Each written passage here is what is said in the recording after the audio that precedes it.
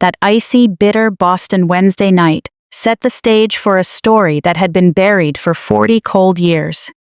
I was standing in front of the vanity mirror in the primary suite of our $6 million mansion in the wealthy enclave of Wellesley, Massachusetts. My hands fumbled with the Tiffany pearl necklace William had bought me for our 20th wedding anniversary. The pearls rested against my skin, cold and perfectly rounded, radiating a lifeless sort of elegance.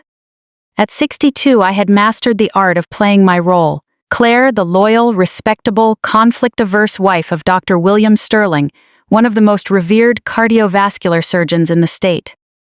"Claire, are you ready?" William's voice echoed from downstairs. It carried that distinct East Coast elite cadence, laced with his usual, barely concealed impatience. "Write down, dear," I called back, taking one last look in the mirror. The navy blue evening gown he had selected for me was impeccably tailored, conservative, yet unmistakably high-end. My graying hair was styled into a low, understated chignon, exactly the way he liked it, calculated never to overshadow him. After 39 years of marriage, I knew precisely what the perfect doctor's wife was supposed to look like. The drive from our tree-lined suburban estate to Boston General Medical Center took 25 minutes. Our black Mercedes S-Class glided smoothly along Interstate 90. William launched into a breakdown of tonight's gala, his tone shifting into that familiar lectures-only frequency. "Tonight is a massive deal for the hospital," he said, his long fingers tapping rhythmically on the steering wheel. "The anonymous donor is finally revealing his identity. $50 million, wired straight into the new pediatric wing. In the entire Boston medical scene, a gift like this is unprecedented." I nodded along on cue, watching the night view of the Charles River flash by outside the window. "That's wonderful, William. So many children are going to benefit from that." "Just keep in mind," he continued, dropping his voice to a carefully measured register that always left me feeling a faint tightness in my chest. "Tonight isn't about us. You are there to support me, nothing more. Keep a smile on your face, nod politely if someone engages you, and leave all the talk about medicine and policy to me." At a charity gala of this tier, the Wall Street hedge fund managers and Harvard medical titans don't need to hear a homemaker weigh in. I finished the sentence for him quietly, the words leaving a bitter taste on my tongue. William shot me a quick glance, his expression softening just a fraction. "I didn't mean it like that, dear. You know how much I appreciate what you do around the house. The gardens look great, and you do a wonderful job with the neighborhood bake sales. But tonight is about professional networking. You understand, right?" I understood completely. For 39 years, I had been understanding every single day. The grand ballroom of the historic Copley Plaza Hotel had been transformed into something straight out of Architectural Digest. Brilliant crystal chandeliers cast a warm golden light over deep burgundy velvet drapes, and the air was thick with the scent of garden roses and expensive perfume. A string quartet played Bach softly in the corner, while waiters in crisp white jackets wound through the crowd with silver trays of Dom Perignon. The moment William stepped into the room, he was in his element. His posture straightened instantly as colleagues moved in to shake his hand. I watched him transition seamlessly from the controlling husband at home to the charismatic, deeply respected authority figure everyone knew. I had seen this act countless times and knew my blocking by heart. Dr. Sterling, Dr. Patricia Lennox, the chief of internal medicine, approached with her husband. She was a woman who always managed to make me feel a quiet sense of inadequacy. Brilliant, accomplished, with scores of papers published in top-tier medical journals, she was living the life I had once dreamed of. "So good to see you," William said, practically glowing, placing a possessively firm hand on the small of my back. "Patricia, you remember my wife, Claire." "Dr. Lennox offered a polite, distant smile. "Of course. Lovely to see you again, Claire. Still keeping busy with your garden club?" I recognized the subtle, unmistakable tone of condescension immediately. In these social circles, your worth was tied directly to your professional title. Orch. I knew how to navigate these moments, when my value was reduced entirely to my connection to William, and my own mind and perspective were rendered completely irrelevant. Yes, the gardening keeps me quite busy, I replied, holding the practiced smile I had worn for decades. That's nice. Dr. Lennox, dismissed, brushed off, turning her attention straight back to William. Orch. So, fill me in on your latest clinical trial. I heard you made a breakthrough with the minimally invasive valve replacement? Just like that, I faded into the background, listening as they volleyed complex medical jargon back and forth. The bitter irony was that I understood every word. I could even spot the gaps in their reasoning, but I was never allowed to speak.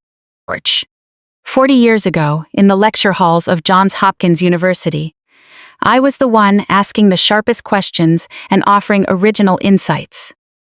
Earlier that evening, our Latina housekeeper, Rosa, had helped me get dressed. As she fastened the pearl necklace around my neck, she had looked at me in the mirror with those knowing, sharp eyes of hers. Rosa was a first-generation immigrant who had worked in our house for 15 years. She had never commented on the undercurrents of our household, but her silence spoke volumes. She had witnessed the subtle ways William belittled me, how he used money and status to make me feel small, and how he constantly reminded me of my secondary role in his empire. Mrs. Sterling. Rosa had whispered softly, "You look beautiful tonight, just like the incredibly smart woman I know you are." Recalling her words brought a brief flicker of warmth as I stood surrounded by Boston's medical elite, though I felt more isolated than ever. The gala proceeded like clockwork. William paraded me around executives and donors, using the exact same introduction every time.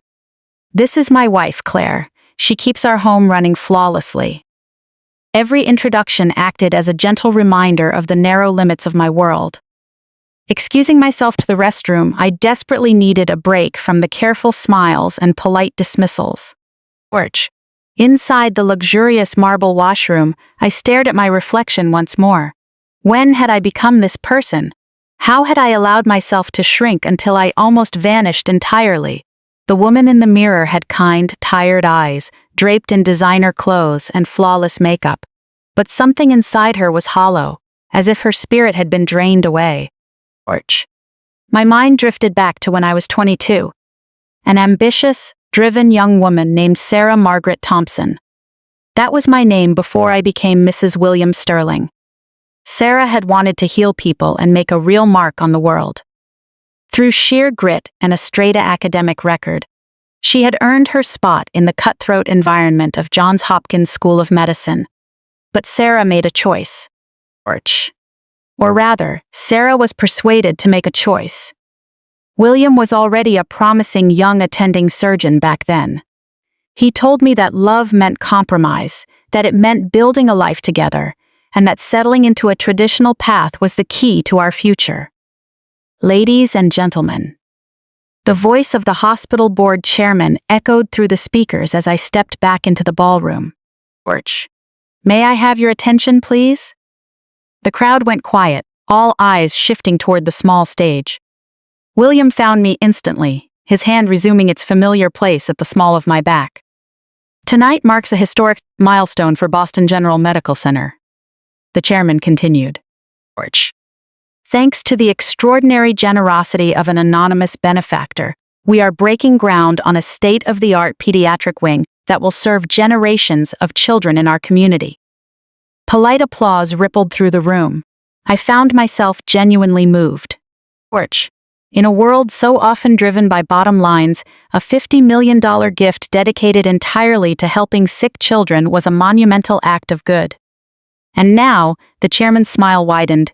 I am thrilled to share that our donor has agreed to step forward and reveal his identity tonight. The applause grew louder. Beside me, William drew himself up, his professional curiosity piqued. Ladies and gentlemen, please join me in welcoming the founder and CEO of Vance Therapeutics, Mr. Harrison Vance. The name hit my chest like a physical blow. Harrison Vance. Hearing that name after 40 full years caused something long buried inside me to crack wide open. The crowd parted as a man in a tailored black tuxedo strode toward the stage. Torch. Tall, commanding, with meticulously groomed silver hair, he possessed the quiet confidence of someone who had built an empire through sheer determination. A striking contrast to the old money trust fund heirs of New England. But what took my breath away were his eyes. Those sharp, deeply compassionate eyes were identical to the ones I used to look at, across library tables, 4 decades ago. Torch. William's grip on my lower back tightened abruptly. I realized I must have let out an audible gasp. "Do you know him?" William asked under his breath, a sharp edge of suspicion creeping into his voice. I couldn't answer. I could barely breathe. Harrison stepped up to the microphone, thanking the crowd and outlining his vision for transforming pediatric care. Torch. But all I could hear was the rushing of blood in my ears. He had changed, of course. 40 years leave their mark on everyone, yet the essence of who he was, that fierce dedication to medicine and that gentle strength, remained untouched.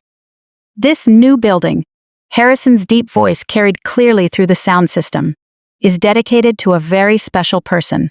Torch. Someone who taught me that healing isn't just about medical technology. It's about hope, empathy, and never giving up on the people we care about. I felt William's probing gaze searching my face, but I couldn't tear my eyes away from the stage. Harrison's eyes were scanning the room. In fact, he continued, his tone softening noticeably, that person is in this room tonight. Torch. His gaze cut through the crowded ballroom and locked directly onto mine. Time stopped. 40 years vanished in a single heartbeat. I saw the shock and instant recognition in his eyes, followed by a surge of overwhelming emotion. Joy, pain, long-suppressed longing. The weight of it made my knees buckle. He left the microphone and walked off the stage, stepping directly toward the crowd. Torch. People parted for him, assuming he was heading for a hospital executive or a major investor. But I knew exactly where he was going. William's fingers dug into my arm in a clear warning, but I was powerless to respond. Harrison walked straight toward me, his eyes locked on mine every step of the way. When he reached us, he completely bypassed the rigid man standing at my side. Torch. He opened his arms, and without a second thought, I took a step forward and walked into his embrace. The hug held everything from my past, while shattering the reality of my present. Strong arms wrapped around me, and in that fleeting moment, the safe, carefully constructed world of Claire crumbled to dust. "Sarah," he murmured near my ear, his voice thick with emotion. Torch. Hearing my real name was like dropping a heavy stone into still water. As he pulled back slightly, his hands resting gently on my shoulders, I saw tears shimmering in his eyes. "I built this for you, Sarah," he said, his voice ringing clearly through the stunned silence of the room. 40 years ago, you were the only person in the world who believed in me." The silence around us was deafening. Torch. I could feel the intense shock radiating from William beside me, and the curious, gossiping eyes of hundreds of Boston elite fixed entirely on us. Harrison's voice grew firmer, echoing with absolute certainty. "Because of you, I never married." William's face drained of color completely. The suffocating silence stretched on after Harrison's words. Torch. I stood there, suspended between two realities, the secure, muted life I had built with William and the fiery passion I had tried so hard to convince myself never existed. William's grip on my arm turned tight and possessive. It no longer felt like protection. It felt like total control. Torch. "I think there's been some sort of mistake," William broke in, his voice carefully refined, though anyone who knew him could hear the dangerous edge beneath it. "My wife's name is Claire. Harrison never broke eye contact with me. When I knew her, her name was Sarah. Dr. Sarah Thompson, one of the brightest minds at Johns Hopkins, and someone I had the honor of learning alongside. Dr. Torch. Sarah Thompson." Hearing that title was like a hammer striking an anvil, unlocking 40 years of suppressed memories. Late nights in the medical library, the adrenaline rush of solving complex diagnoses, and grand dreams of transforming patient care. The woman who existed before she became Mrs. William Sterling. Sarah doesn't exist anymore, I managed to whisper, my voice barely audible even to myself. Harrison's expression turned remarkably soft. For a fraction of a second, behind the billionaire CEO, I saw the earnest medical student from our youth. She's still here. She's standing right in front of me. Whispers began to ripple through the crowd. They smelled a high society scandal, though none of them understood the real depth of it. I felt the heavy weight of their stares, their curiosity, their judgment. This was far from how tonight was supposed to go. I was supposed to play the gracious wife, drink 2 glasses of champagne, and go home. Perhaps we should continue this privately, William interrupted, sliding back into his polished professional persona, though his eyes were as cold as a Boston winter. I'm sure Mr. Vance has many important guests to attend to tonight. Harrison didn't back down. Actually, I wanted to speak with Sarah. With Claire, about a role I've created for the new wing. Administrative Director of Pediatric Services and Family Advocacy.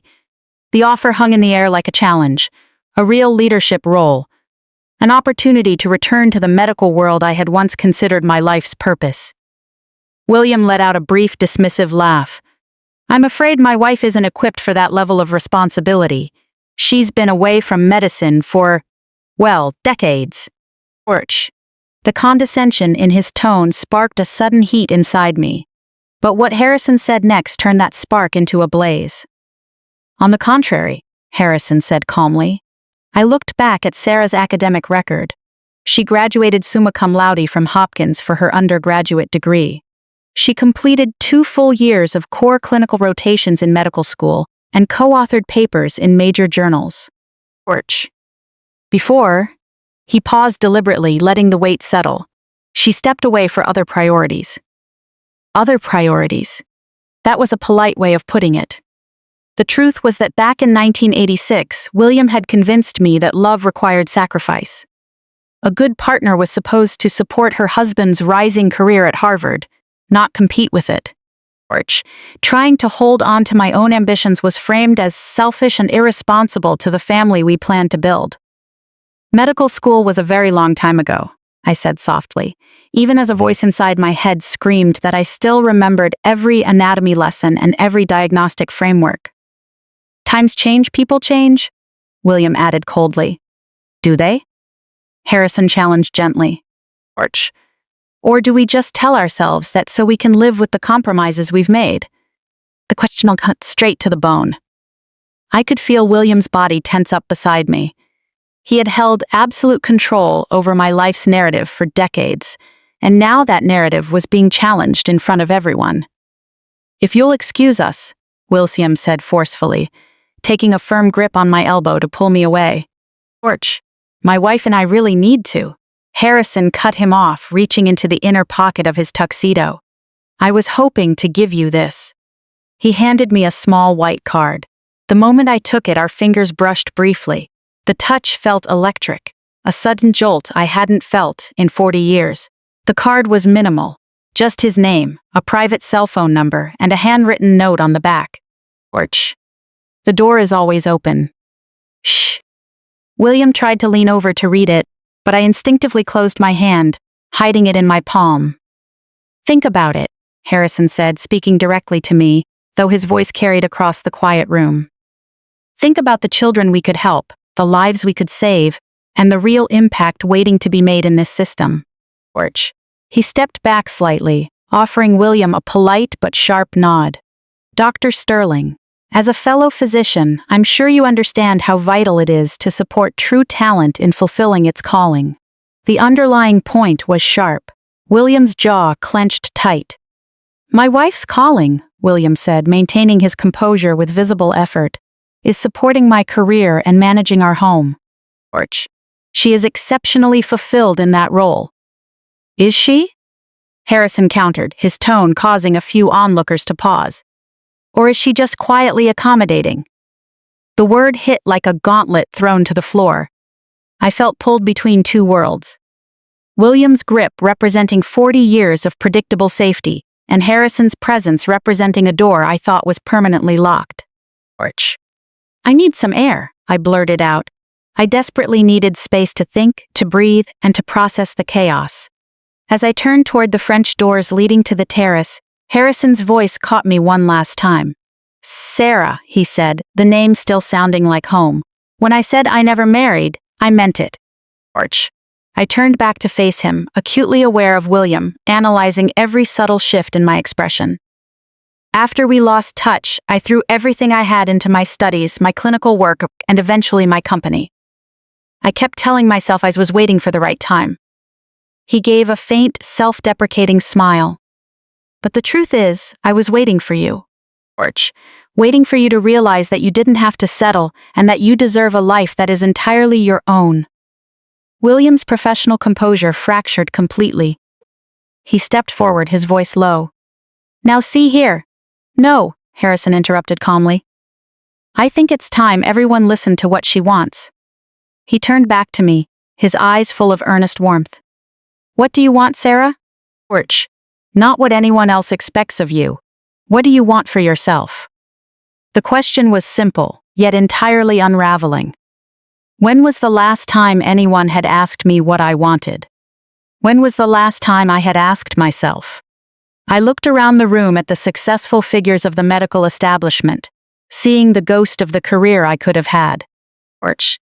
Then I looked at William, his face flushed with anger at having his authority publicly questioned. I opened my mouth, but the words felt completely foreign on my tongue. She wants to go home, William answered for me, his tone absolute and overbearing. This scene has gone on long enough. But I didn't move. Porch. Harrison's unwavering conviction, his belief that the woman from 40 years ago was still alive inside me, held me in place. The position. My voice sounded steadier than I expected. What exactly would it involve? William's grip on my arm tightened sharply in warning. But for the first time in nearly 4 decades, I ignored it. Harrison's face lit up. Porch. Overseeing the integration of care across pediatric departments, coordinating with patient families, and building advocacy programs that address both medical care and emotional support systems. It's the exact holistic approach you used to talk about. You would have real administrative authority to drive real reform. Family advocacy. The phrase unlocked a memory so vivid I caught my breath. Porch. It was the autumn of 1985. I was 21, sitting in a lecture hall at Hopkins, taking notes on patient-centered care. I had raised my hand to ask about building support networks for families dealing with chronic childhood illnesses. The professor had praised the idea, noting that systematic thinking like that made for an exceptional doctor. William had been in that classroom too. Porch. That was where we met. Afterward, he approached me, impressed by my point and drawn to my passion for helping children. At 35, he was already a rising star in Boston's medical world. His maturity, confidence, and status made my 21-year-old self feel chosen and special. Porch. You're wasting your talent focusing on pediatrics, he had told me during an early date at a high-end Boston seafood restaurant I could never have afforded on a student loan. Cardiothoracic surgery is where the real impact and prestige are. Adults appreciate the complexity of what you do. Pediatrics lacks that same intellectual rigor. But for me, it was never about prestige or status. Porch. It was about the children, the most vulnerable patients in a massive medical system. I need to think about it, I said, my voice far firmer than I anticipated. William's hand squeezed my arm to the point of pain. Claire, we are going to discuss this in private. Fair enough, Harrison said, a nod of understanding in his eyes. Of course. Just don't wait too long, Sarah. Porch. Opportunities like this don't stay open forever. He gave William a polite nod before looking at me one last time. It was truly wonderful to see you again, Sarah. As he turned and walked back into the crowd of admirers and colleagues, I realized I was trembling slightly. The card tucked in my palm felt warm against my skin. Porch. William led me toward the exit with an unyielding force, offering curt nods to anyone who tried to speak to us. The drive home was spent in total silence. The only sound in the car was William's breathing, becoming more controlled and measured as we pulled closer to our home in Wellesley. It was the undeniable warning sign of an impending storm. Our mansion on Magnolia Drive looked identical to how we had left it. Pristine lawns, grand architecture, yet strangely cold despite the warm accent lighting. Rosa had left a floor lamp on in the living room, a quiet habit she maintained, so the house wouldn't feel completely desolate when we returned late. The moment the heavy front door shut and locked behind us, William exploded. What the hell was that back there? I carefully placed my Chanel clutch on the marble console table, buying myself a moment to gather my thoughts. I'm not sure what you're referring to. Don't play dumb with me, he snapped, dropping all pretense of restraint. Don't insult my intelligence, Claire. You know exactly what that was. I turned to face him. For the first time in years, I saw the man I had married with total clarity.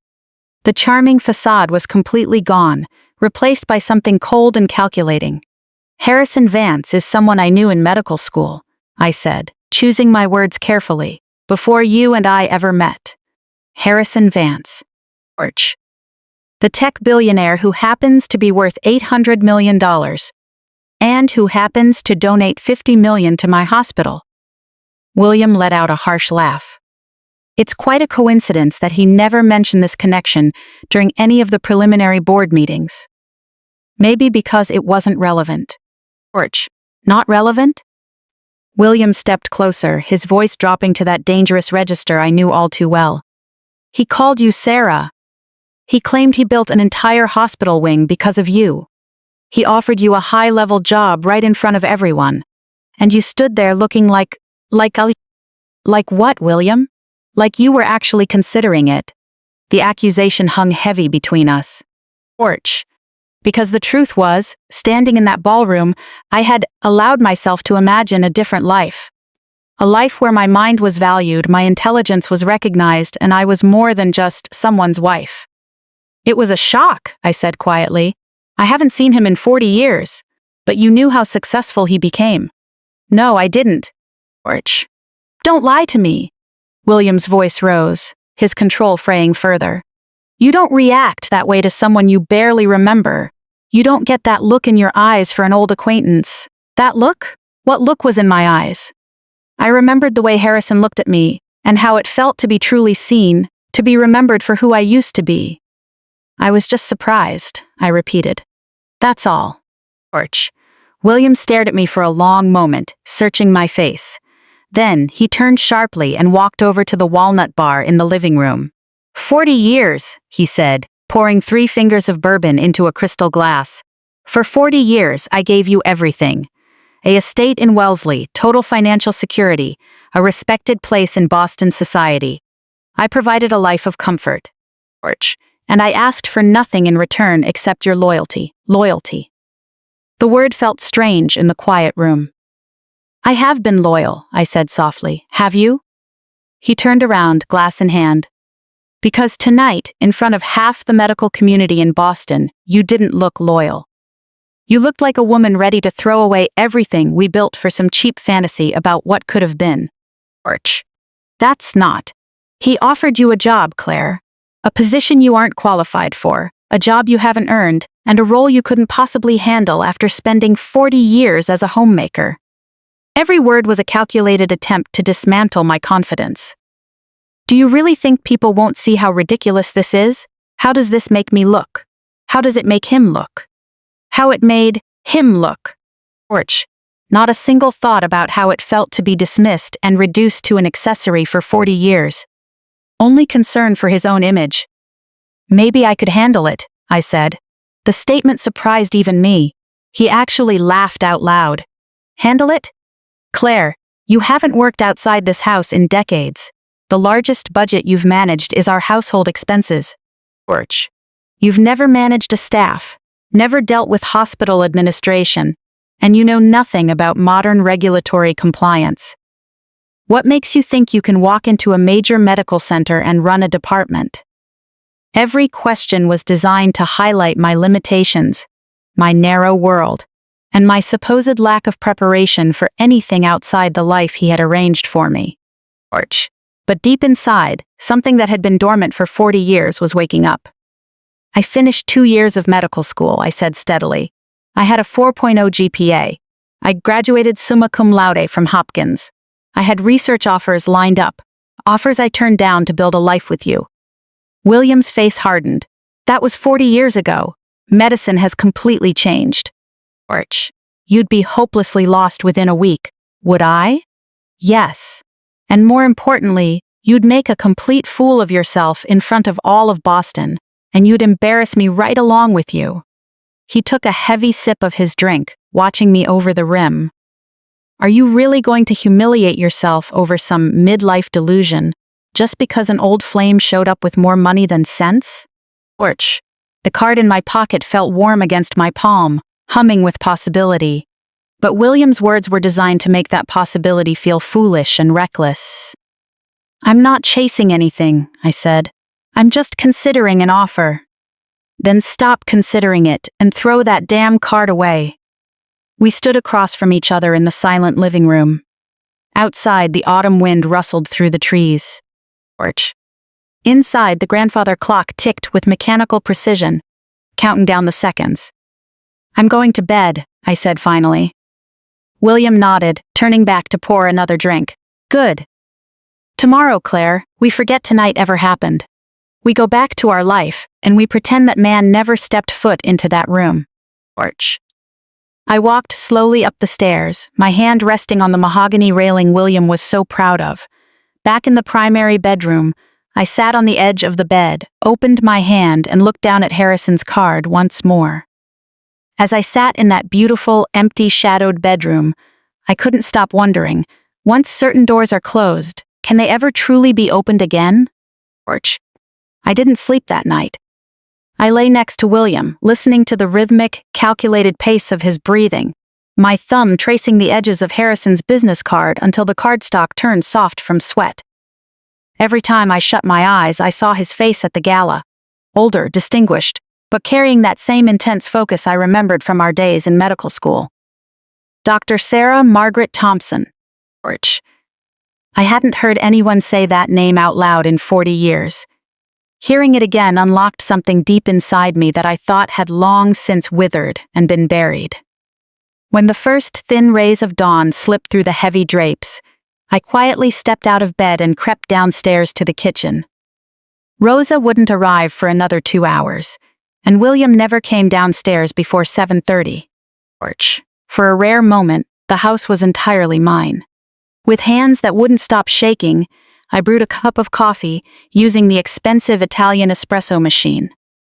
I sat at the granite island, staring out at the manicured backyard gardens I had spent years maintaining. Every flower bed, every pristine shrub, every carefully curated border stood as evidence of my life with William. Beautiful, controlled, and empty at its core. The coffee tasted bitter. Or maybe that was just the taste of regret. I found myself drifting back to memories I had spent decades trying to suppress. I remembered the way Harrison used to study, completely locked in, yet always ready to help anyone who was struggling. He had a gift for taking the most overwhelming medical concepts and making them crystal clear. More than once, his patience was the only reason I made it through our toughest pharmacology modules. It wasn't just his brilliant mind that drew me in, though. Harrison possessed a genuine, deep-seated empathy for future patients that went far beyond textbook knowledge. He stayed late after lectures to ask professors about clinical trials, not to show off, but because he cared about finding better ways to help people. Even back then, William was entirely different, polished, overly confident, already carrying himself like a prominent Boston surgeon, rather than a student still learning the trade. When he approached me after that lecture on patient-centered care, he wasn't interested in the subject matter.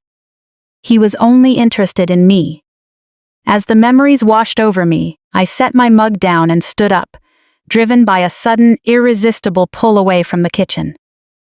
I walked upstairs, bypassing the primary suite, and went straight to the large walk-in closet at the end of the hallway. Porch. Stepping past rows of conservative high-end designer outfits that William preferred for me, I pulled over a stepping stool. Reaching for the top shelf, I retrieved a dust-covered storage box. Inside were my old medical school textbooks. When we moved into this house 40 years ago, I had kept them, telling William I might need to reference them someday. Porch. He had rolled his eyes, calling it foolish to hoard outdated medical texts, but he let me store them away. Somewhere over the years, I had moved them down to my closet, though I couldn't recall when or why. I pulled out my old copy of Gray's Anatomy and turned through pages I had once memorized line by line. Porch. The margins were crowded with my own handwriting.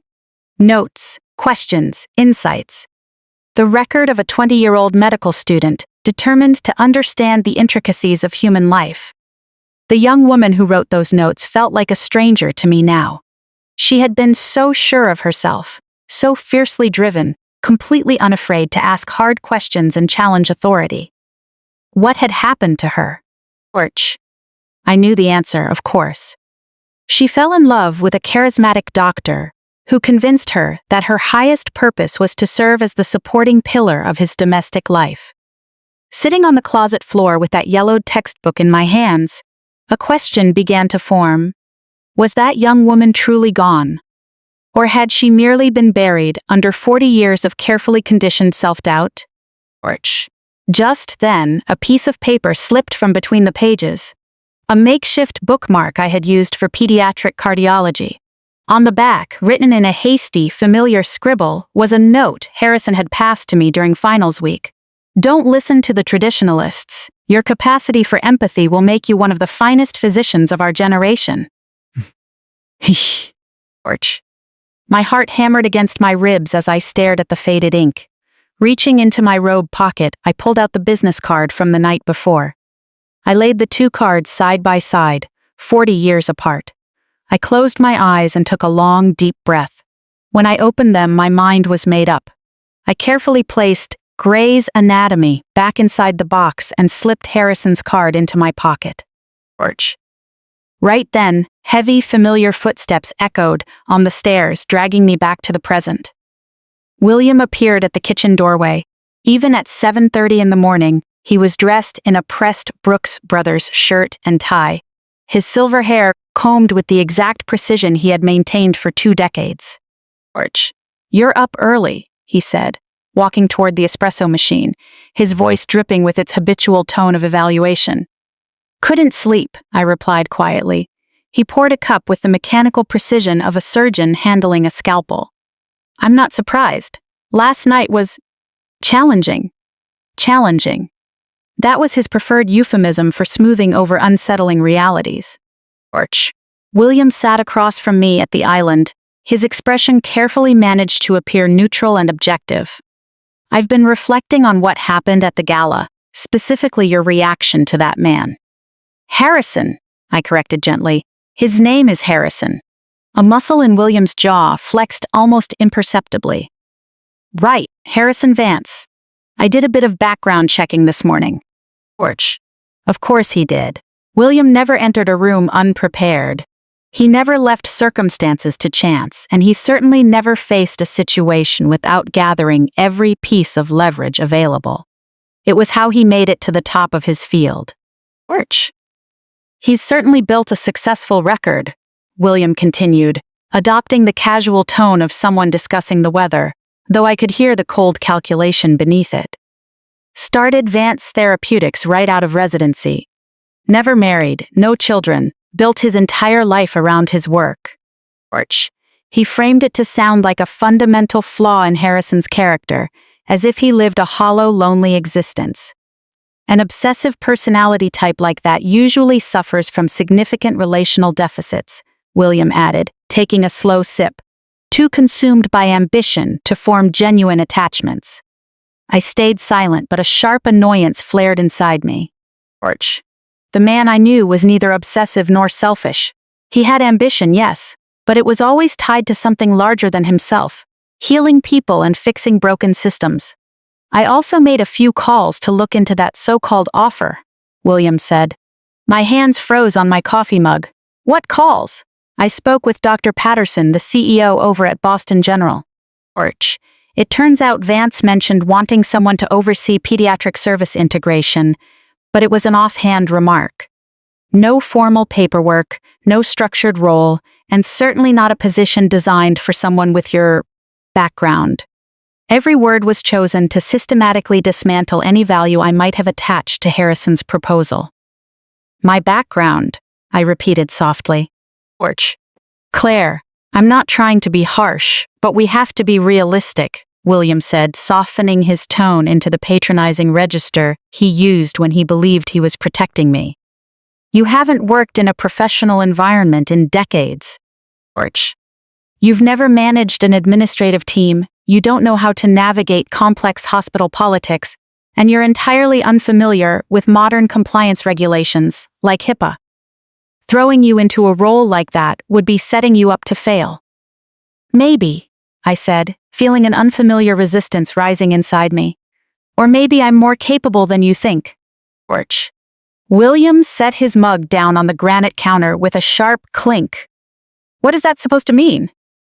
It means I'm not the naive 23-year-old girl I was when we met.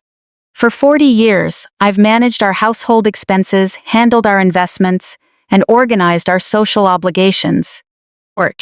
I've run major fundraising galas for the Red Cross, coordinated massive renovation projects, and kept track of your surgical schedules and conference travel. William, I am not a helpless child who needs to be shielded. The words surprised both of us. I hadn't intended to sound so direct, so firm. William studied me, his eyes narrowing slightly. You are capable, Claire. I've never said otherwise. But managing a private estate is entirely different from directing a major department with public resources. The professional liability alone is enormous. A single misstep wouldn't just reflect poorly on you. It would impact my standing as well. His standing. The unspoken truth was clear. Any potential failure on my part was viewed as a threat to his clean record. What if I didn't fail? I asked softly. What if I was actually good at it? What if I could make a meaningful contribution? William's expression turned stern. Is this really what you want? To toss aside 40 years of marriage? To chase a pipe dream that probably doesn't even exist? I'm not tossing anything aside. I'm simply considering. Considering what? Considering him? William leaned forward, dropping his voice into a controlled, heavy register. If this is about visiting some college romance. This isn't about Harrison, I said, though I wasn't entirely sure if that was the full truth. This is about me. Who I am and who I could have been. You are my wife. You are the woman I have cared for and provided for 40 years. Is that no longer enough? The question hung heavily between us. Was it enough? Had it ever truly been enough? I need some air, I said, standing up suddenly. I'm going to work in the garden. William gave a tight nod, though his eyes remained dark. Just promise me you'll think carefully before doing anything drastic. We have a good life, Claire. Don't let one night of nostalgia ruin what we've built. I pushed open the glass door and stepped out into the crisp autumn morning air. The garden had always been my sanctuary, the one space in our home that belonged entirely to me. William had no interest in plants, leaving me complete freedom to shape and tend to it. Sitting on the stone bench beneath the old oak tree, I pulled Harrison's card from my pocket once more. The heavy cardstock felt firm, the design clean, elegant, and professional. I wondered what his life had really been like over the last 4 decades. William made it sound cold and isolated, but what if that wasn't the truth? What if Harrison had simply chosen a path that allowed him to pursue his passion without compromise? My phone buzzed in my pocket. A text message from an unfamiliar number. Sarah, I hope you don't mind me reaching out directly. I got your number from the hospital directory. If I embarrassed you in front of your husband or the guests last night, I sincerely apologize. That was never my intention. I wanted you to know that the offer I made is entirely real. If you're open to discussing it, I'm in Boston for a few days. No pressure at all. Just two old colleagues catching up. Harrison, I read the message 3 times, my pulse quickening. He called me Sarah again, and he was serious about the position. I began typing a reply, stopped, deleted it, and started over. Harrison, it was good to see you. The offer was so unexpected, I'm not sure what to think. Deleted. Thank you for reaching out. Last night was overwhelming. Deleted. Thank you for the note. I would like to talk. My thumb hovered over the send button for a full minute before I tapped it. His reply arrived seconds later. Coffee this afternoon?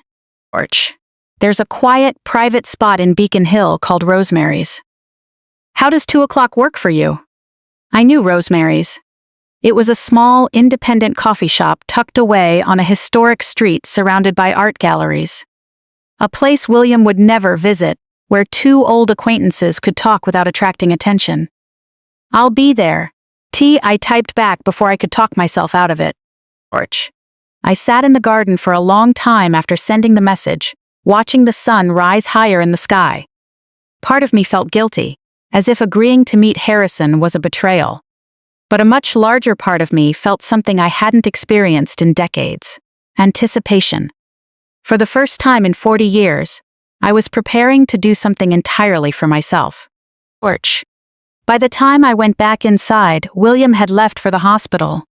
Rosa was in the kitchen, humming softly to herself as she prepared breakfast items for the week. "Good morning, Mrs. Sterling," she said with a warm smile. "You look like you have a lot on your mind today." Rosa had worked for us for 15 years. She had witnessed countless interactions between William and me, the way he spoke to me, the way he made decisions for both of us without asking. She never spoke out of turn, but occasionally I caught a protective look in her eyes. "Rosa," I asked impulsively, "what do you think about people who make massive life changes later in years?" She paused her work, considering the question carefully. "I think life is too short to spend it playing a role that isn't yours," she said finally. "My grandmother left my grandfather when she was 65 and moved back to her hometown in Oaxaca to open a small eatery. Everyone called her crazy, said she was too old, said it was too late. But she lived 15 joyful years doing what she truly loved." Weren't you worried about her making such a huge shift at that age? Rosa smiled gently. "I was more worried about what would happen to her spirit if she stayed. Sometimes, staying put takes a far heavier toll than leaving." Her words stayed with me as I went upstairs to get ready. Standing in my walk-in closet, surrounded by the conservative clothing William preferred, I found myself reaching toward a different section. Instead of my usual silk blouse and tailored trousers, I chose a soft, ice blue cashmere sweater that brought out the color of my eyes, paired with well-fitted dark denim. It wasn't flashy, but it felt much more authentic to who I was. At 1:45, I stood at the mirror, applying lipstick with slightly trembling hands. Looking at my reflection, I seemed different. Not necessarily younger, but more present, more alive. As I headed for the door, Rosa called out from the kitchen. "You look lovely today, Mrs. Sterling. You look like yourself. Like myself." When was the last time anyone had said that to me?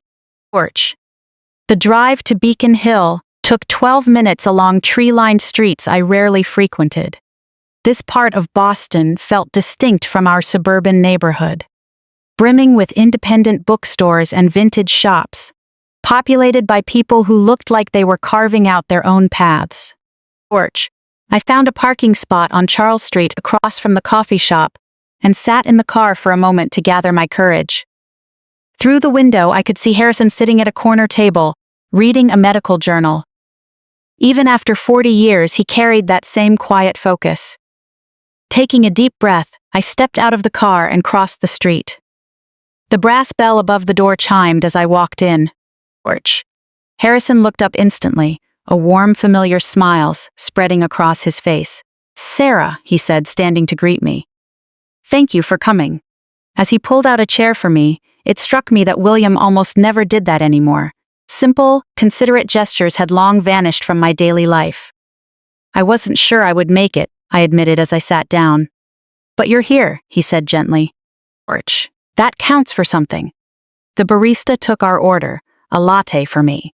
Black coffee for Harrison. Some habits never changed. Once we were alone, Harrison leaned forward, his tone gentle yet focused. I owe you an apology, he said. Last night, I let my emotions get the better of me. Putting you on the spot like that in front of your husband and the entire room wasn't right. Porch. You were honest, I said softly, and honesty isn't something I'm used to these days. A flicker of concern crossed his face. Tell me about your life, Sarah. The real version, not the public one. The question was so direct, it caught me off guard. When was the last time someone had asked about my internal world, my thoughts, or what I wanted? Porch. I'm not sure there is a real version left, I said finally. I've been Mrs. William Sterling for so long, I don't fully know who Sarah is anymore. She's sitting right across from me, Harrison said quietly. I see her clearly, and somehow, impossibly, I believed him. Porch. Sitting in that quiet corner, looking at Harrison across the table, I felt a tension I had carried for 40 years begin to ease. The afternoon light spilled through the window, softening his features. For a brief moment, I saw both the young student I used to study with and the accomplished man he had become. I want to show you something, Harrison said, opening his leather briefcase. Porch. He pulled out a thick manila folder and laid it on the table between us. These are the preliminary structural plans for the new pediatric wing. I hesitated before opening the folder. Looking at them made the offer tangible, shifting it from a distant idea into a concrete, intimidating reality. Go ahead, Harrison encouraged softly. I kept your vision in mind when we designed this. Porch. The blueprints were remarkable. Not just modern, but fundamentally human-centered. Instead of the cold, sterile layouts typical of major hospitals, these plans featured warm, light-filled spaces, family rest areas integrated directly into patient care zones, and interactive spaces built throughout the clinical floors. Porch. This section, Harrison pointed to a suite of rooms near the main entrance, is what I envisioned for the Family Advocacy Center. This is where dedicated coordinators will streamline care across departments, guide families through complex treatment plans, and ensure no patient gets lost in the system. His passion was obvious as he spoke. Porch. This wasn't just a physical expansion to him, it was a structural shift in how care was delivered, prioritizing the human experience alongside medical intervention.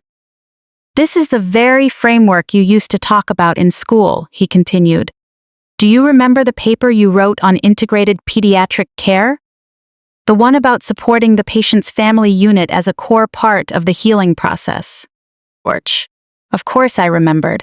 I had spent weeks researching that paper, interviewing families, and observing pediatric wards. It was one of the proudest academic achievements of my youth. William called that paper a waste of time. The memory spilled out before I could stop it. He said I was too sentimental about medicine, that real success required clinical detachment. Porch. Harrison's expression hardened slightly. Clinical detachment has its place, but care without empathy isn't real medicine. It's just technical maintenance. My fingers traced the lines on the blueprint, seeing the outline of everything I had once dreamed of doing.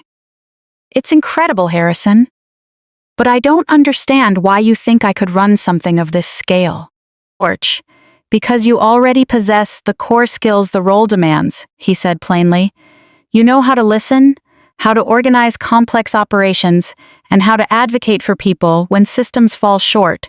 You've been doing those things for 40 years. You just haven't been compensated for it. His words hit me deeply. Porch. All those years spent organizing William's professional commitments, managing our household, and coordinating dense schedules. It was operational management. I had just never framed it that way. There's something else, Harrison said, his voice dropping slightly. Something I need to tell you about why I built this wing. I looked up from the blueprints, sensing the shift in his tone. Porch. After we lost touch, I poured everything I had into my work.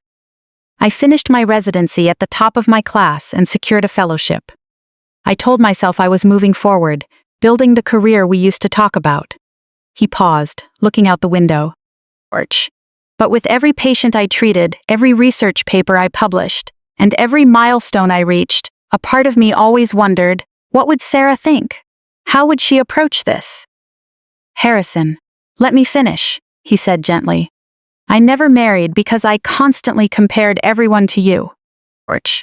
Not just to the young woman from medical school, but to the brilliant, compassionate physician I knew you were capable of becoming. The confession hung in the air, heavy with 40 years of unspoken possibilities. You can't build your life around a ghost, I whispered. You aren't a ghost, you're sitting right here. His gaze met mine with absolute clarity. Sarah, I spent 40 years building something I hoped would be worthy of the woman who believed in me when I was just a struggling student. I felt tears prick the corners of my eyes and blinked them back. That's a heavy expectation to place on someone. It isn't an expectation. It's an invitation. Harrison reached across the table, placing his hand gently over mine. I'm not asking you to be someone you aren't. I'm asking you to remember who you've always been. His touch sent a sharp surge through me. Not just affection, but the overwhelming realization of being truly recognized by someone who remembered my original aspirations. Tell me more about the logistics of the role, I said, needing to ground myself in practical details I could process. Harrison's face brightened. The administrative director will oversee care coordination across pediatric subspecialties, develop family support initiatives, and manage the integration of new patient services. You'd work directly with department heads to ensure seamless care. As he outlined the responsibilities, my mind naturally began breaking down the operational steps, considering potential challenges, and engaging with the material in a way I hadn't experienced in decades. The starting salary is set at $150,000 a year, Harrison added, with full health benefits, a retirement plan, and room for expansion as the wing grows. $150,000. I let the number settle.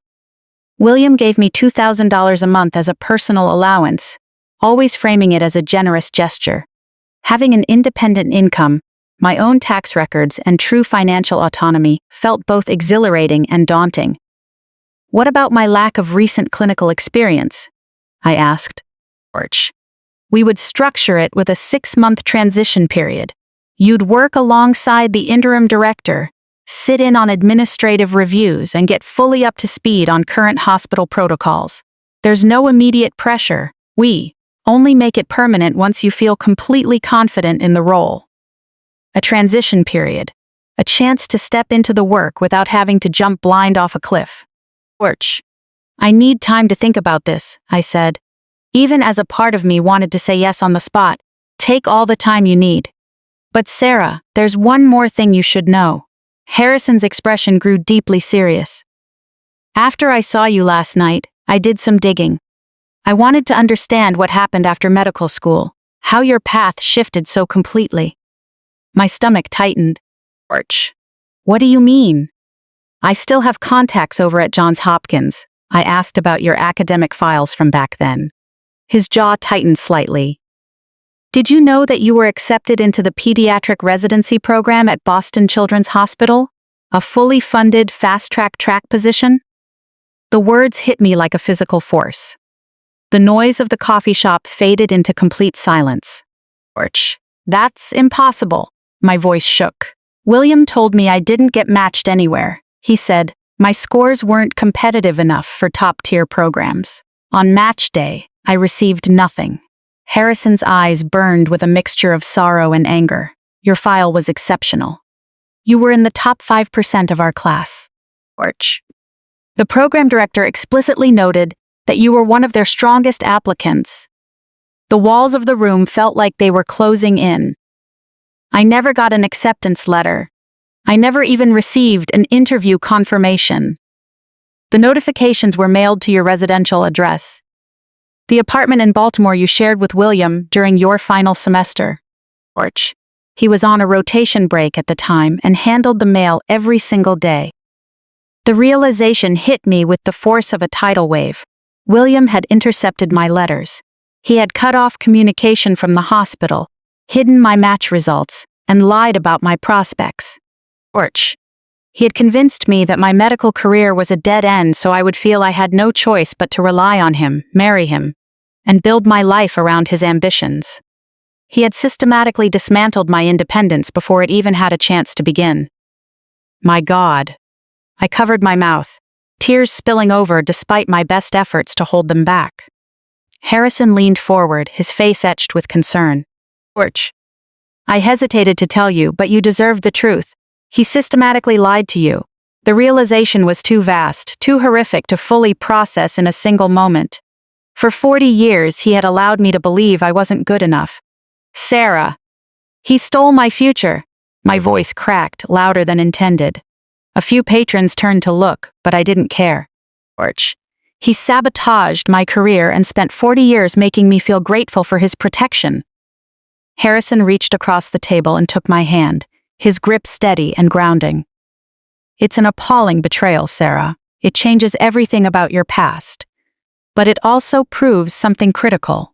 You were never the failure he made you out to be. You were fully qualified, capable, and destined to be a remarkable physician. I stared down at his hand covering mine, trying to anchor myself against the shock of what I had just learned. All those subtle put-downs, the constant reminders that I wasn't cut out for professional life, the insistence that he was saving me from a demanding field. It was all built on a calculated, malicious lie. What am I supposed to do with this? I whispered, my voice barely holding together. That's entirely up to you, Harrison said softly. But you have facts now, Sarah. You have proof that you were never meant to be just a footnote in someone else's career. The weight of my options was almost overwhelming. For 40 years, I had accepted William's narrative of our life, believing I had willingly sacrificed my career for our marriage. But knowing it was built on deception changed everything. I have to go, I said suddenly, standing up so fast the table wobbled. I need to process this. Harrison stood up as well, his expression full of understanding. Of course. But please, Sarah, don't let fear dictate your next step. You've lived under someone else's limits for long enough. As I gathered my bag, my hands still trembling, Harrison placed a second card on the table. This is my personal cell, he said. Call me anytime, day or night, if you want to talk. And if you want to tour the facility and see the work underway, the offer stands. I picked up the card, noting it was handwritten, far more personal than the business card from the gala. Thank you, I managed to say. Thank you for the coffee, for the truth, for everything. Thank you for hearing me out, he said gently. For the first time in 40 years, I feel genuinely hopeful. The drive back to Wellesley was a blur of raw emotion. Seething anger at William's deception, deep grief for the life I was denied, and fear over what to do next. But beneath the turmoil, something new was taking root. A small, steady flame of resolve that had been smothered for decades. When I pulled into the driveway, William's Mercedes was already parked out front. He almost never came home before 6 in the evening unless something was severely wrong. I found him in his study, sitting behind his heavy mahogany desk with a stack of files open before him. He looked up as I walked in, his expression unreadable. We need to talk, he said coldly. Yes, I agreed, steadying my voice despite the storm inside me. We certainly do. William gestured to the leather chair across from him, the same chair I had sat in for 40 years while discussing household budgets, social calendars, and domestic arrangements. But the dynamic had shifted. This time, I held information he didn't know I possessed. I've been looking further into your friend Mr. Vance, William began, keeping his tone measured and analytical. His business methods, his reputation in the medical sector. Harrison is widely respected, I said firmly. His company developed some of the most critical pediatric treatments of the last 2 decades. William raised an eyebrow at my use of Harrison's first name. He's been successful, yes. But professional achievement doesn't always translate to sound personal judgment. Torch. What are you getting at, William?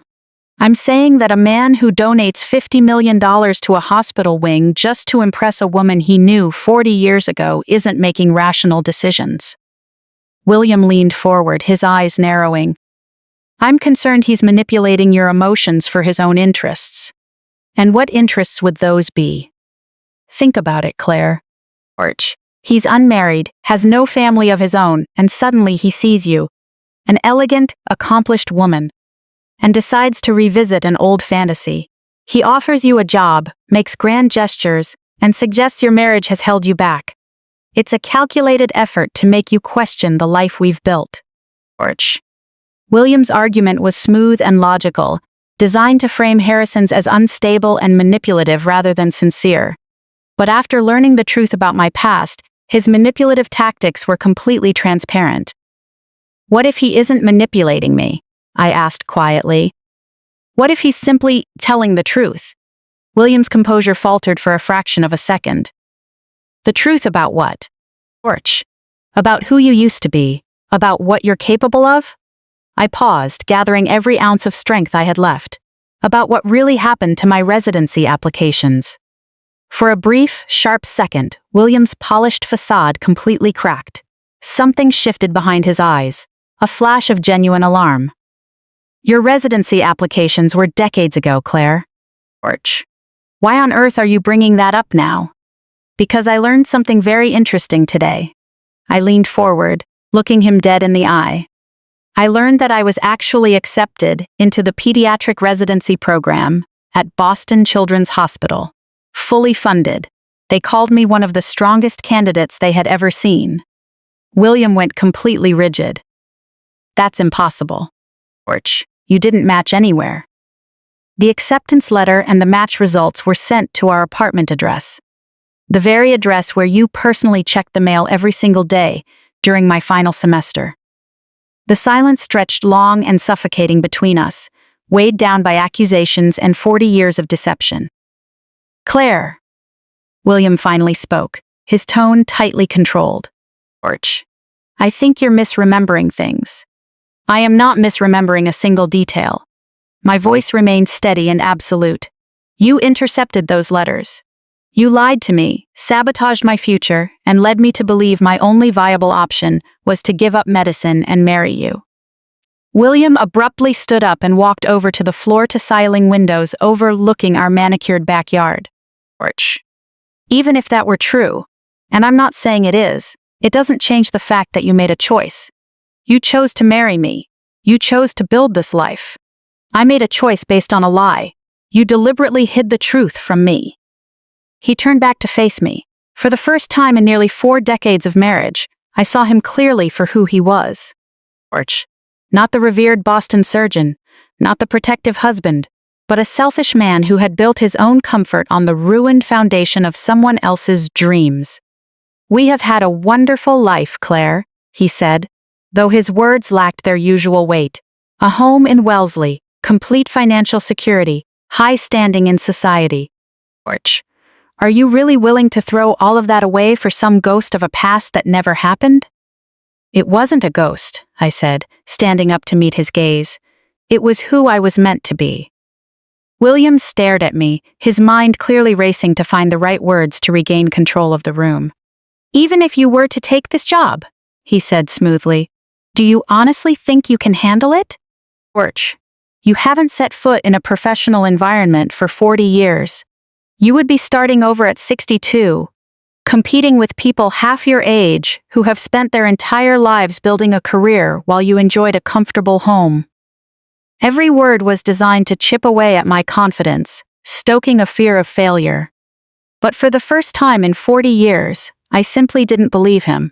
Torch. Maybe I'll fail, I said quietly, or maybe I won't. But at 62, I think I've earned the right to find out for myself. William's face drained of color. He was finally beginning to realize that the woman who had spent 4 decades accepting his version of reality was gone. That night, I lay next to William, though neither of us slept. The space between us felt vast, cold, and unbridgeable. Porch. He had tried to continue the conversation after our confrontation in the study, but I had simply walked away, turning my back on him for the first time in our marriage. Now, in the dark, I could feel him watching me, calculating his next move. William was not a man to accept defeat easily, especially when it came to his narrative control over our life. Porch. Claire, he finally whispered into the quiet room. We need to fix this.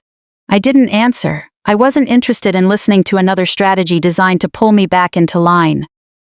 I know you're angry, he continued. Maybe you have a right to be. Maybe I did make decisions for your career without consulting you, but I was protecting you, protecting us. Porch. Protecting the defining word of our marriage. William was the protector, and I was the protected, shielded from harsh realities through choices he made on my behalf. Going into residency would have been brutal for you, he said, his tone shifting into that reasonable, caring register he used when he wanted to project wisdom rather than control. Porch. The competition, the exhausting hours, the relentless pressure. I've seen what it does to people. I've seen it ruin relationships and consume lives. I couldn't bear to watch that happen to you. I turned onto my side to face him, his profile outlined by the moonlight filtering through the curtains. That wasn't your choice to make for me, I said evenly. Wasn't it? We were engaged. Porch. We were planning a life together. Doesn't a real partnership mean making decisions that serve both people rather than just one? The argument was wrapped so neatly, framed so logically, that for a split second, I almost bought into it. That was William's gift, framing his selfishness as a sacrifice, and his need for control as an act of devotion. Porch. But I had spent the afternoon with a man who remembered who I used to be. Harrison's steady belief in my original path had awakened a part of me that William's calculated reality couldn't touch. What if I had succeeded? I asked. What if the training was demanding but not impossible? What if I had thrived? William was quiet for a long moment. And what if you didn't? Porch. Failure would have destroyed you. So you ensured I never had the chance to find out. I ensured you never had to gamble everything on an uncertain outcome, he said softly. Claire, I loved you. I wanted to build a life with you. Completing a residency would have delayed that for years, if not ruined it entirely. We would have spent no time together and struggled financially. Porch.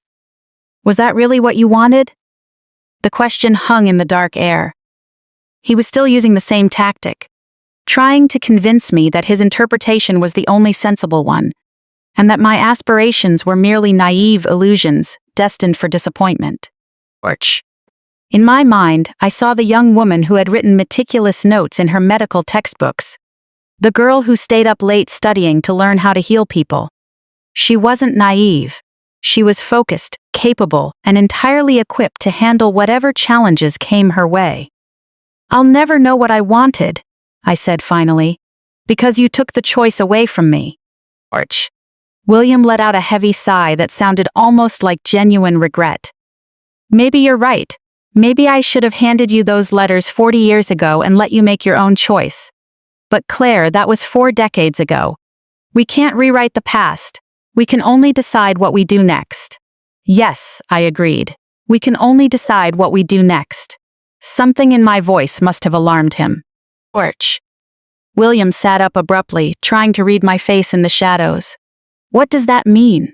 I took a deep breath, knowing that my next words would irreversibly alter our lives. It means I'm taking the job with Harrison. The silence that followed was complete. Downstairs, the grandfather clock chimed midnight.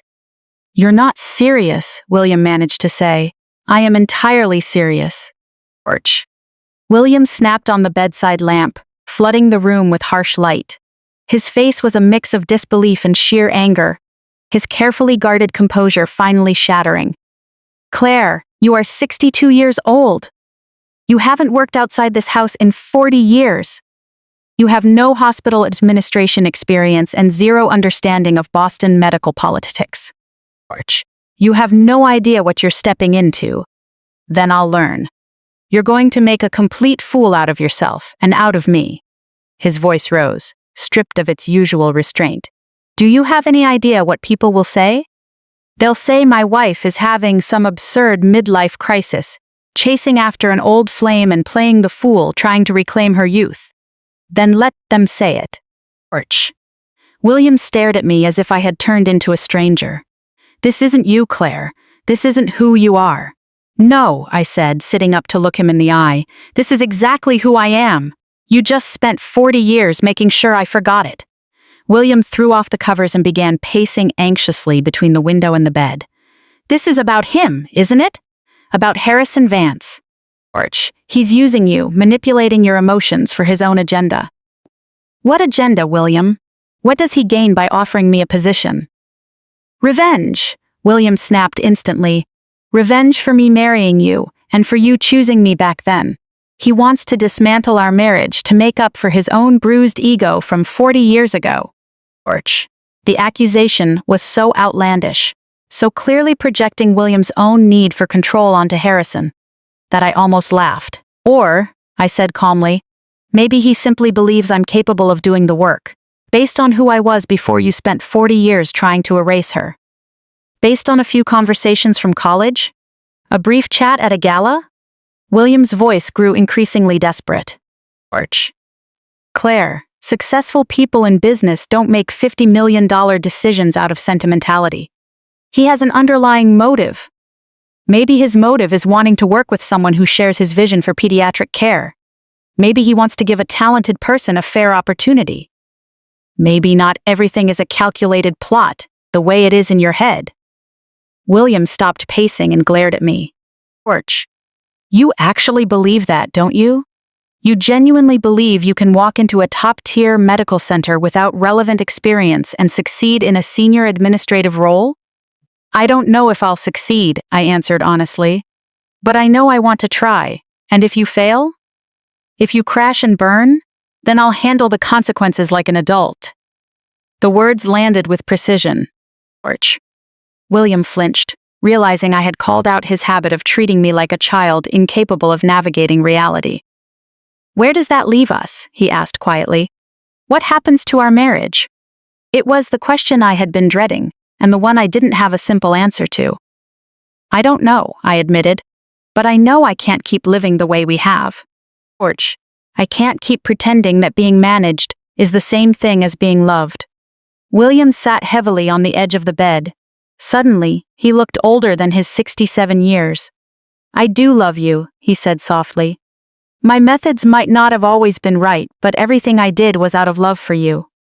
I know you believe that, I said gently. But real love doesn't take away a person's choices. Orch. Real love doesn't demand that one person shrink so the other can shine. We sat in silence for a long time, the weight of 4 decades of unspoken truth settling between us. So, what happens now? William finally asked. Now, I send a text to Harrison accepting the offer. I'll start the transition period and see if this is something I can truly do well. And if I ask you not to go? Orch. If I tell you this will destroy our marriage? I looked at him, really seeing him. Not the decorated surgeon or the controlling husband, but a man genuinely afraid of losing the structured safety he had built. Then I would say that if a marriage is so fragile it can't survive one person pursuing their calling, then it wasn't a real partnership to begin with. William's shoulders slumped slightly. Orch. For a moment, I felt a flicker of sympathy. He was so accustomed to an unequal dynamic that he couldn't imagine a relationship built on equal standing. I need some air, I said, putting on a robe. I'm going to sit in the garden for a bit. William didn't try to stop me. Orch. As I left the bedroom, I heard him pick up his phone, likely calling his lawyer or a close colleague to ask how to handle a wife who was suddenly asserting herself. Outside, the October night was crisp and clear.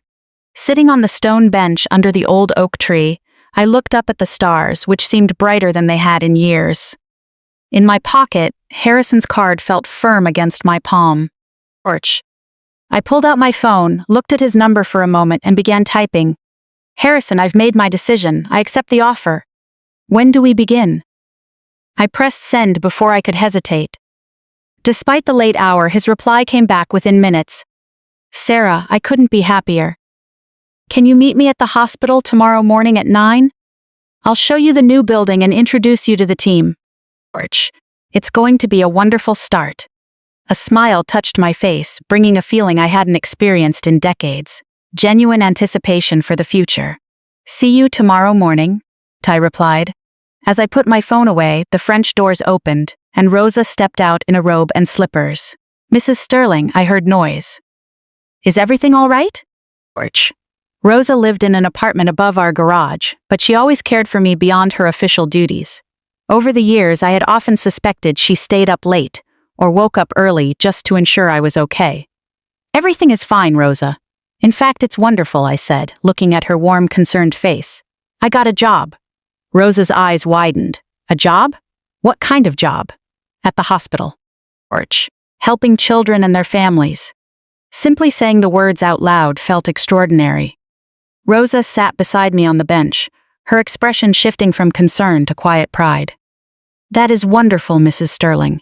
You are going to be very, very good at it. Do you really think so? I know so. I've watched you for 15 years.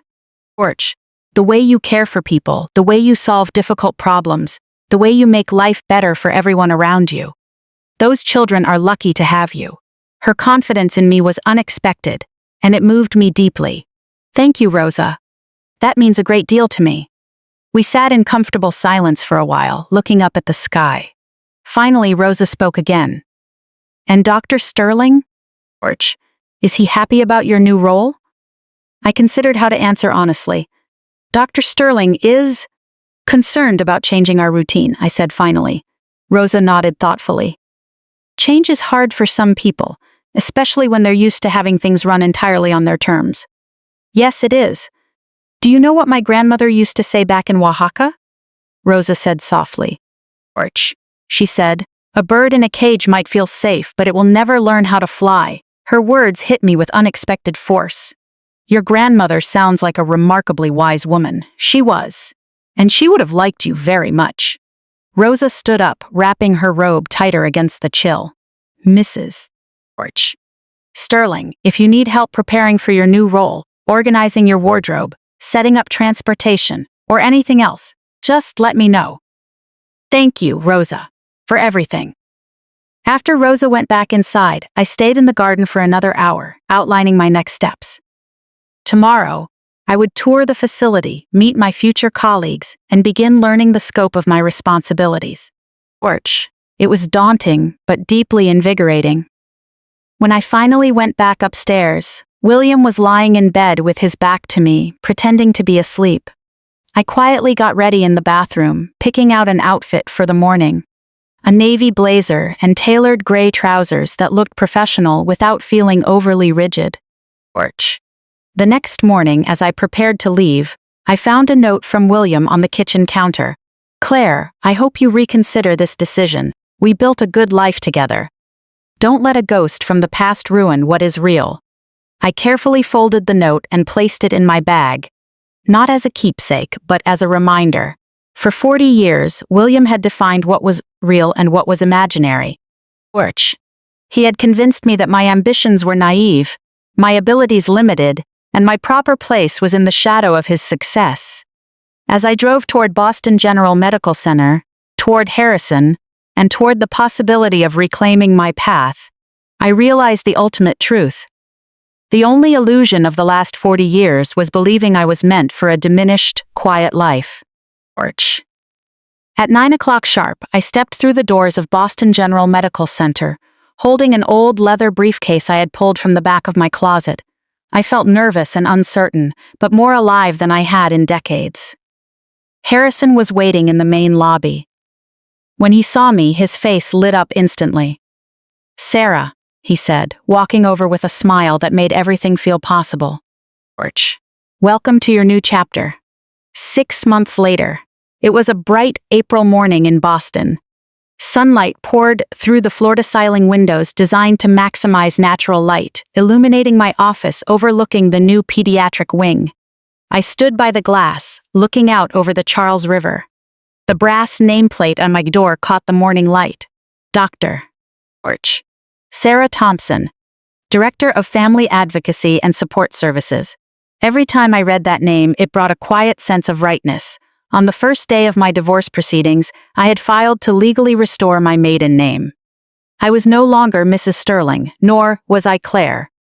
The name preferred by a man who had sought to rewrite who I was. I was Sarah. Porch. The 6-month transition period had been demanding. The first few weeks were an intense blur. Learning modern hospital IT systems, navigating complex insurance protocols from Medicaid to private networks, and earning the respect of medical professionals who initially viewed me as a society figure stepping into a serious role. But I proved them wrong. More importantly, I proved to myself that my self-imposed limits at 62 were entirely unfounded. The Family Advocacy Center had become everything Harrison and I envisioned. It stood as a resource for families. Parents overwhelmed by diagnoses found clear guidance, children requiring extended stays received educational support, and families facing difficult medical decisions found both practical assistance and emotional backing. Just yesterday, I helped coordinate care for a 7-year-old girl with leukemia whose family was struggling to navigate referrals across 3 different facilities. Last week, working with our social services team, we secured temporary housing for the parents of premature twins, ensuring they didn't have to sleep in their car while their infants were in the NICU. This morning, I was meeting with the Hospital Foundation to discuss expanding our family support initiatives. It was meaningful, impactful work.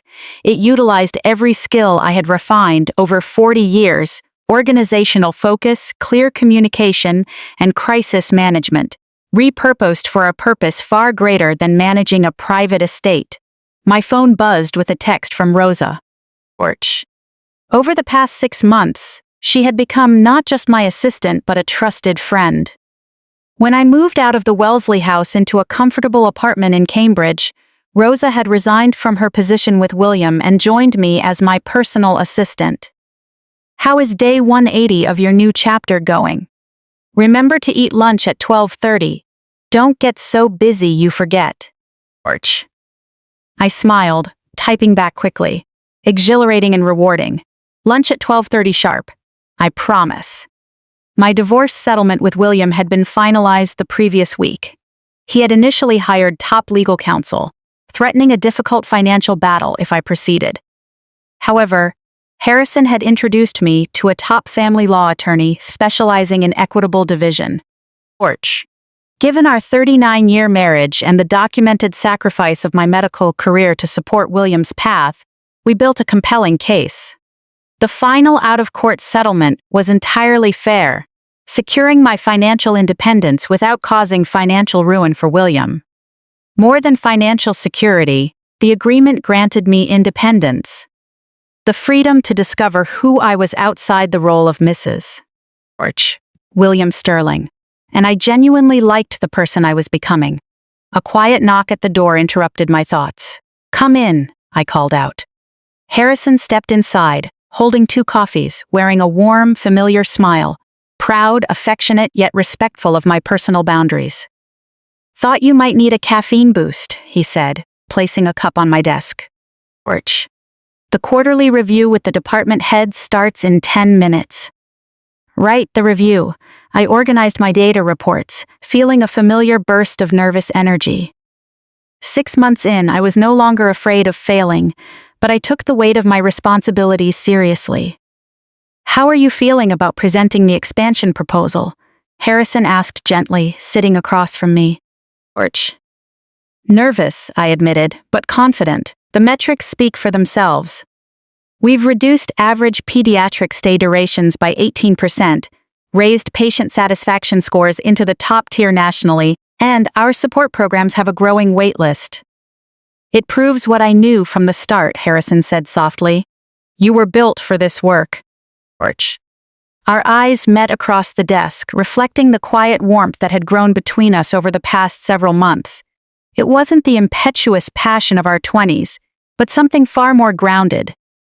A connection rooted in mutual respect, shared purpose, and the rare gift of truly being seen. We had intentionally avoided rushing into a romance. We both understood that after nearly 40 years in a controlling marriage, I needed space to establish my own identity before opening my life to a new partnership. But there was an unspoken understanding between us. A quiet confidence that when the time was right, something meaningful would unfold naturally. I should head to the meeting, I said, standing up and smoothing down my tailored black suit, a wardrobe choice that felt both professional and empowering. Sarah, Harrison called out as I reached the door. No matter what happens in that room today, remember that what you've built has already exceeded expectations. The department review went better than I could have anticipated. Dr. Patricia Lennox, who had initially been skeptical of my appointment, publicly commended the efficiency of our advocacy program in front of the board. The medical director approved the expansion proposal unanimously, allocating additional funding for staff and extended program hours. Walking back to my office after the meeting, I passed the portrait gallery in the main corridor, a wall honoring prominent physicians, generous donors, and key figures in the hospital's history. It struck me that perhaps one day, my own portrait might hang among them, not as the wife of a prominent surgeon, but as Dr. Sarah Thompson, a professional who helped reshape pediatric support services. 6 months ago, the thought would have seemed unrealistic. Today it felt like a natural extension of the life I was building. Back at my office, my phone rang. William's name flashed on the screen. I hesitated before answering. Since the divorce was finalized, our communications had been brief, polite, and strictly transactional regarding shared accounts. Hello, William. Claire, he still used the name he preferred, seemingly unable to adjust to my return to Sarah. I hope I'm not interrupting anything important. I have a few minutes. Is everything all right? There was a brief pause on the line. I'm calling to congratulate you, William said, his voice carrying an unexpected, quiet sincerity. I heard your expansion proposal was approved today. Patricia Lennox mentioned it at a medical society dinner, and she spoke very highly of your work. The acknowledgement caught me off guard. It was as close as William had ever come to admitting he had misjudged my capabilities. Thank you, William. I appreciate you saying that. I know our parting was difficult, William continued, and I know I made mistakes in our marriage, significant ones.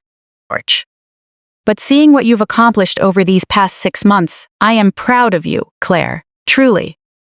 Thank you, William. These past 6 months haven't been easy for either of us. No, they haven't.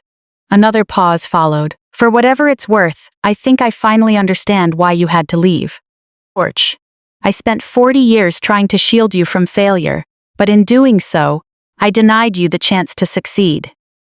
The self-awareness was unexpected, suggesting he had done his own reflecting through the difficulty of our separation.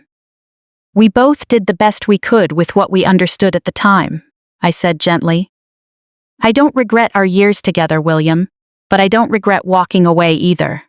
I hope you find genuine peace. I'm managing well. For the first time in a long time, I feel grounded. After hanging up, I sat at my desk for a while, looking out at the pediatric healing garden that Harrison had helped design.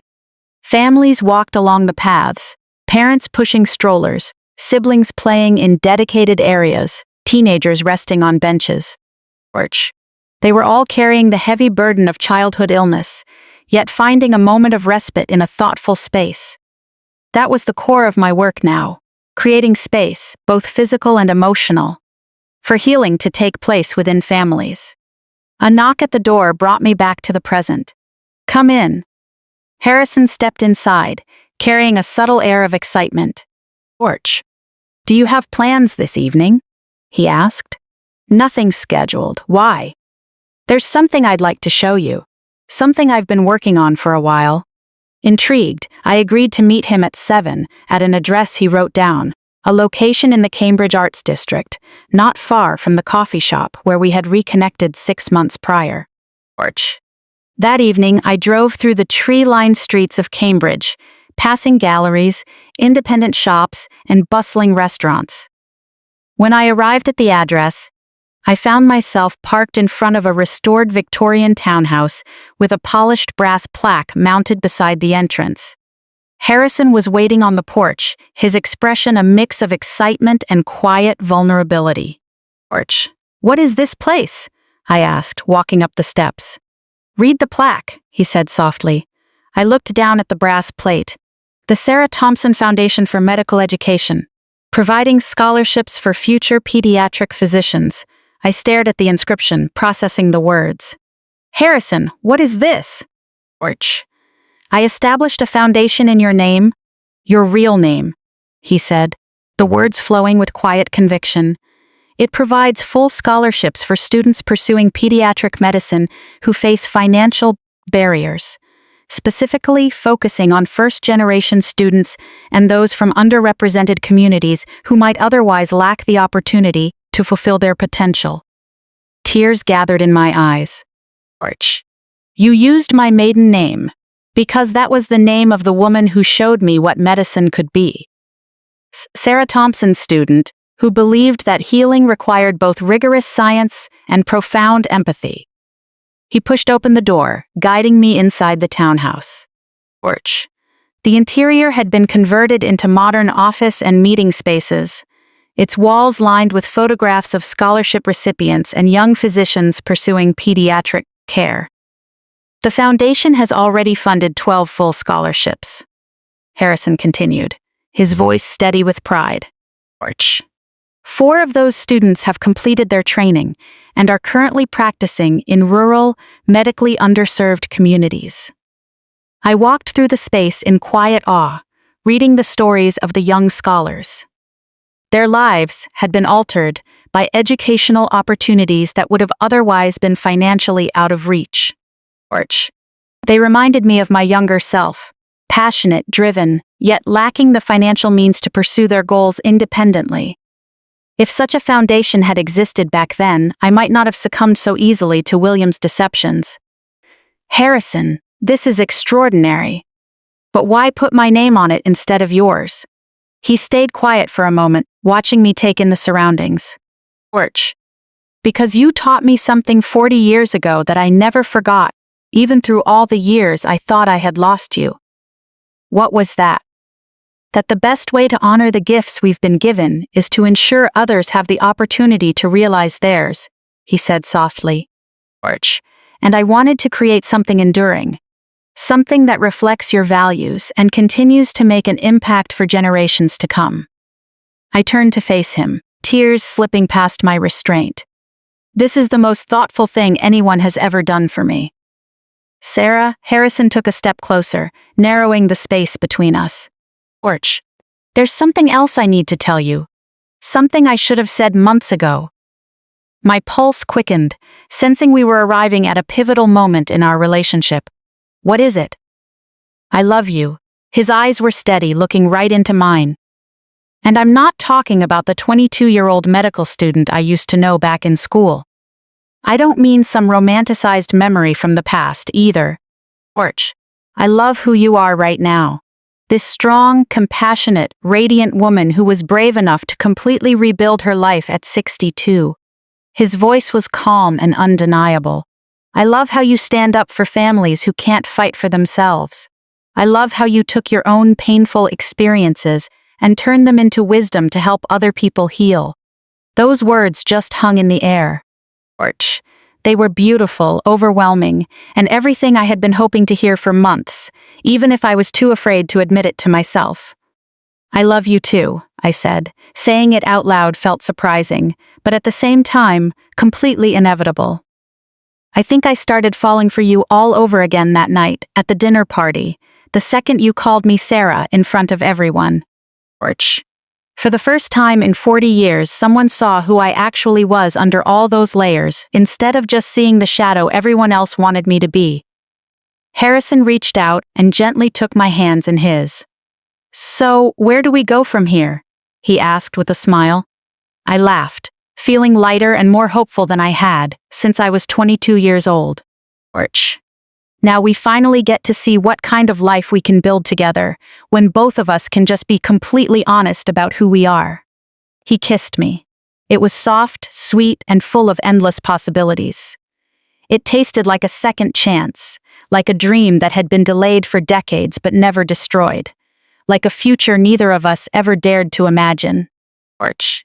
When we finally pulled away, I took a look around the foundation office once again. I looked at the photos of all those young doctors, the mission statement on the wall, and the physical proof of Harrison's unwavering belief in who I was always meant to become. "I want to add one more program to the foundation," I said softly. "What kind of program?" "A mentorship program. Porch. We pair up the scholarship recipients with experienced doctors who can guide them through the toughest parts of med school and residency. Someone to help them navigate the system so they don't lose sight of why they wanted to become doctors in the first place when they get exhausted." Harrison's face lit up instantly, his eyes bright with surprise and excitement. "That's an incredible idea. Porch, do you have someone in mind to run it?" I smiled, feeling the very last piece of my new life fall perfectly into place. "Actually, I think I know the exact right person for the job." Later that evening, as we walked hand in hand through the tree-lined streets of Cambridge after leaving the foundation, something finally clicked for me. Porch. My story was never about wild retaliation or dramatic confrontations. It was about a much quieter, yet far more powerful awakening. It was the story of a woman who spent 40 long years believing she was destined for a small, narrow life, until she finally realized it's never too late to remember who you truly are. Now, I'm really curious about you listening to my story today. Porch. If you were in my shoes, what would you have done?